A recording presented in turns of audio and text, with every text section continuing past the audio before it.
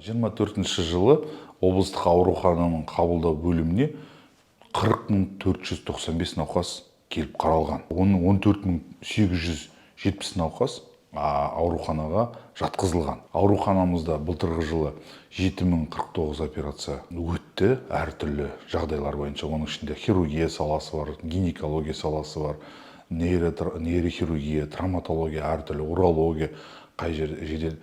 Енді оның көп жағдайда 81% бізде ол жедел түскен операциялар. Дәрігерлердің біліктілігін жетілдіруге жалпы бюджет қорынан белгілі бір пайыз қарастырылды. Былтырғы жылы жалпы Қазақстан бойынша да Астана қаласындағы шетелдерде білім жетілдірген мамандарымыз бар.